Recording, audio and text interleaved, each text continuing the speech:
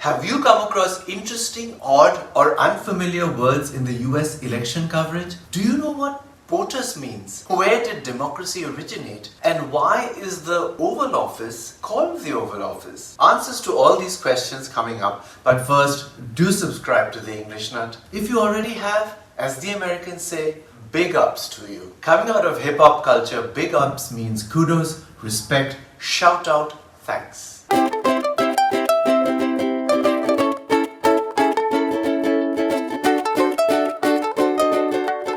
The British have long suspected that Americans speak an entirely different language from theirs. While that may be an exaggeration, reading or watching the 59th quadrennial presidential election coverage could make you wonder about some of the vocabulary. Here's a prime example. POTUS was an acronym first employed in the 1890s in telegraphic code. It is created with the first letters of the words in President of the United States. There's also SCOTUS, which actually came earlier and stands for Supreme Court of the United States. FLOTUS is First Lady of the United States and VPOTUS is Vice President of the United States. Sounds a bit like hocus pocus. The American election is all about the Republicans versus the Democrats. But who are they? What do these words mean? Are they related to the words democracy and republic? We'll find out. But first, let's take a tour of the Oval Office. The Oval Office is what in India would be called the cabin of the President of the United States, his formal office space. It is situated in the west wing of the White House, the official residence and workplace of the POTUS, which means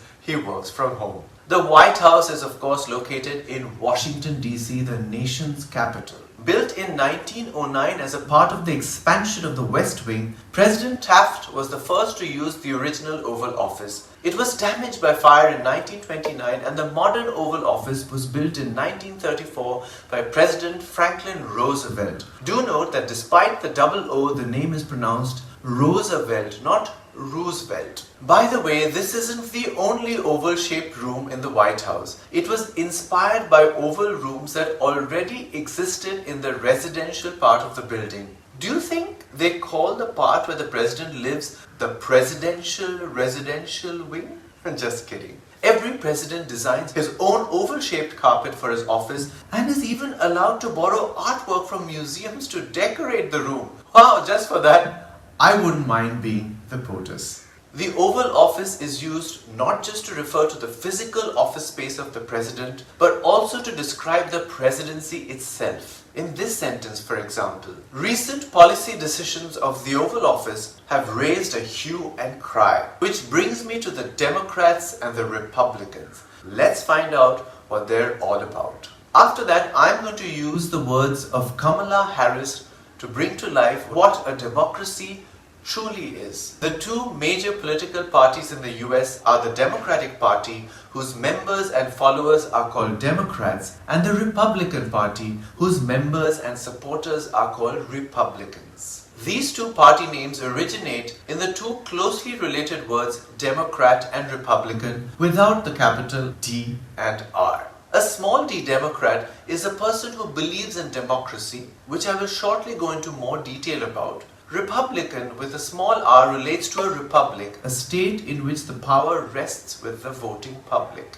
That sounds almost the same as a democracy, but is technically different. Both the US and India are democratic republics, but the UK, full form United Kingdom, is democratic without being a republic because a queen or king and not the elected leader is considered the head of state. What I have been explaining to you are the origins of the names of these two political parties. But what are the parties really like? The characteristics of their leaders would give you a flavor of what these two parties are about. Donald Trump and the two George Bushes are Republicans. Barack Obama and Joe Biden are Democrats. In simple terms, the Democrats are liberals, while the Republicans are conservatives. I'm going to give you an interesting bonus word at the end of the video. But first, let's explore the cornerstone of this election, democracy. The word and concept of democracy comes from the Greek demokratia, which means rule by the people.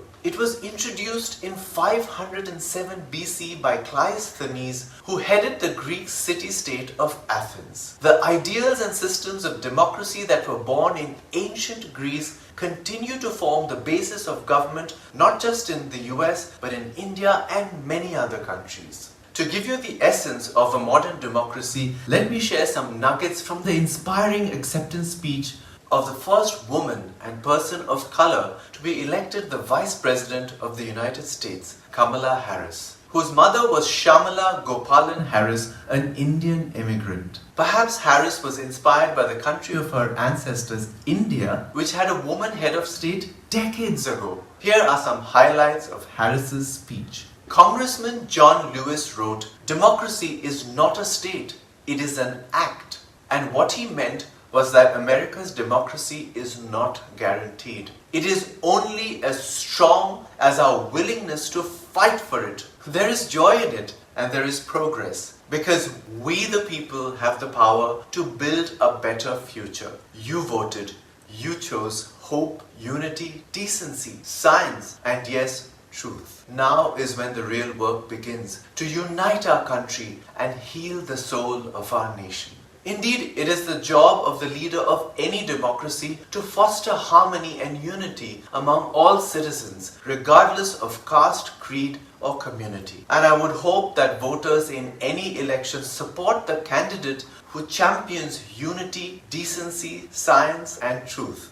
Democracy is something that we all need to fight to protect, because while it is not a perfect system, the alternatives are scarier. Before I go, here is the bonus word, a word I chose because it represents quite a unique concept and also because I like the sound of it, filibuster. To filibuster is to obstruct the proceedings of a legislative assembly. It is usually done through a prolonged speech, which technically does not break the rules but stalls the proceedings nonetheless. Essentially, you delay a vote to pass legislation by talking endlessly about its flaws. A classic example of filibustering is from 1957 when Strom Thurmond, a senator from South Carolina, launched a 24-hour verbal attack on a piece of civil rights legislation. Ultimately, though, he failed to block it. Imagine talking non-stop for 24 hours. Before I end up going on and on, let me end this video. But before we go, please write down other interesting terms you know from the US elections. Do subscribe to me on YouTube and ring the bell icon too so you'll know as soon as I have a new video. I'm the English Nut. Bye for now.